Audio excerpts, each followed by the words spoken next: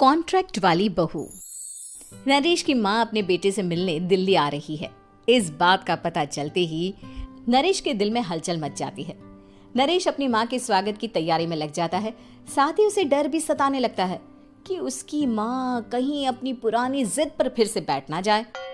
हे भगवान, इस बार बचा लो, अगले साल पक्का माँ की जिद पूरी कर दूंगा। तभी दरवाजे की घंटी बजती है। नरेश दरवाजा खोलता है तो सामने अपने मकान मालिक को देखकर हैरान हो जाता है, क्योंकि उनके साथ एक सुंदर सी लड़की भी थी। अब नमस्ते अंकल, कुछ काम था, मुझे बुला लेते। आपने क्यों कष्ट किया? अरे नहीं नहीं, इसमें कष्ट कैसा, मैं तो बस तुम्हें रीना से मिलवाने आया था। आज से रीना तुम्हारे साथ इसी फ्लैट में रहेगी। अंकल, कोई लड़का फ्लैटमेट नहीं है?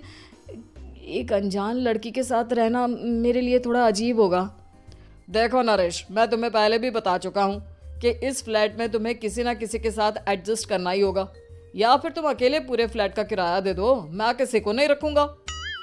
नरेश अपने मकान मालिक की बात सुन के रीना के साथ रहने के लिए तैयार हो जाता है, पर अंदर ही अंदर उसे ये बात खाने लगती है कि वो अपनी माँ को क्या जवाब देगा जब उसकी माँ रीना के बारे में उसे पूछेगी। दिन बीतने लगते हैं। नरेश और रीना अच्छे दोस्त भी बन जाते हैं, पर अभी भी नरेश अपनी प्रॉब्लम का सॉल्यूशन नहीं ढूंढ पाता। एक दिन नरेश बहुत परेशान सा बैठा होता है। तभी रीना उसे पूछती है, क्या हुआ नरेश, तुम काफी परेशान लग रहे हो, सब ठीक तो है ना? हाँ सब ठीक है, बस एक छोटी सी प्रॉब्लम है। वो एक्चुअली 2 दिन बाद मेरी माँ मुझसे मिलने आ रही है। अरे तो इसमें प्रॉब्लम क्या है, ये तो खुशी की बात है। हाँ रीना, बट मेरी माँ एक जिद लेकर बैठ गई है कि मैं शादी कर लूँ, पर मैं अभी इस चीज़ के लिए तैयार नहीं हूँ। ऊपर से जब वो तुम्हें देखेगी तो 100 सवाल करेगी, क्या जवाब दूंगा? अरे इसमें कोई टेंशन वाली बात नहीं है, मेरे पास ना इस प्रॉब्लम का सलूशन है, जिससे ना तुम्हें शादी करनी पड़ेगी और ना ही तुम्हारी माँ मेरे बारे में कुछ पूछेंगी। रीना की बात सुनकर नरेश सोच में डूब जाता है। वो सोचता है कि रीना खुले ख्यालों वाली लड़की है, कहीं माँ को सच बता ना दे।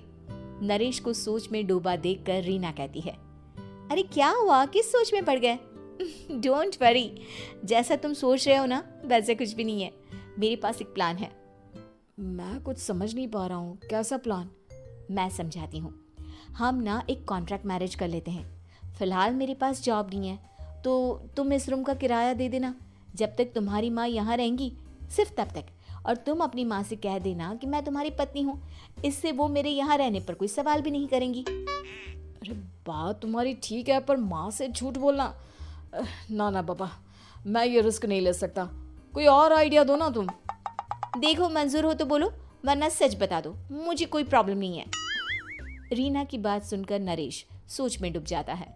बहुत सोचने के बाद जब उसे कोई रास्ता नहीं मिलता तो वो रीना के बताए हुए रास्ते पर चलने के लिए तैयार हो जाता है। वो रीना से बात करता है और अपनी माँ की पसंद और नापसंद के बारे में बताता है। रीना भी नरेश की सभी बातों को ध्यान से सुनती है, ताकि कहीं उससे कोई गलती ना हो जाए। आखिर वो दिन भी आ जाता है जब नरेश की माँ उससे मिलने दिल्ली आ जाती है। नरेश अपनी माँ को फ्लैट पर लेकर जाता है। जैसे ही नरेश की माँ फ्लैट के अंदर जाती है, रीना उसके पैर छू लेती है। ये देखकर नरेश की माँ थोड़ी घबरा जाती है और नरेश से पूछती है, अरे बेटा नरेश, ये कौन है? माँ, ये आपकी बहू रीना है। माफ़ी चाहता हूँ, सब कुछ इतनी जल्दी में हुआ कि आपको बता ही नहीं पाया, इसलिए सोचा कि क्यों ना आपको सरप्राइज दिया जाए। अरे बेटा, मैं तो बस तेरा घर बसा हुआ देखना चाहती थी। हाँ, बहुत अरमान थे अपनी इकलौते बेटी की शादी को लेकर, लेकिन कोई बात नहीं, शायद किस्मत को यही मंजूर होगा। ये कहते ही नरेश की माँ रीना को गले लगा लेती है। रीना बेटिया, मेरा बेटा ना थोड़ा नादान है, पर तुम काफ़ी समझदार लगती हो, और मैं जानती हूँ कि तुम इसका बहुत अच्छे से ध्यान रखोगी। माँ आप चिंता मत कीजिए, मैं सब संभाल लूंगी। नरेश की माँ अपने बहू और बेटे के साथ खुशी खुशी रहने लगती है। दिन बीतने लगते हैं। नरेश की माँ और रीना का रिश्ता बहुत मजबूत होता चला जाता है। वो दोनों सारा दिन एक साथ रहती और खूब बातें करती। इधर साथ रहते रहते नरेश और रीना भी एक दूसरे से प्यार करने लगते हैं। दोनों को इस बात का एहसास हो जाता है, फिर भी वो इस बात को छुपा कर ही रखते हैं। एक दिन नरेश की माँ और रीना शादी के बारे में बात करने लगते हैं। रीना बिटिया, ये तो नरेश ने मुझे बिना बताए शादी कर ली, वरना मैं तो अपनी इकलौती बेटी की शादी इतनी धूमधाम से करती कि सारी दुनिया देखती रह जाती। अच्छा माँ, आप ऐसा भी क्या करती नरेश और मेरी शादी में जो दुनिया देखती रह जाती? अरे बिटिया, एक माँ के अरमान तुम अभी नहीं समझोगी।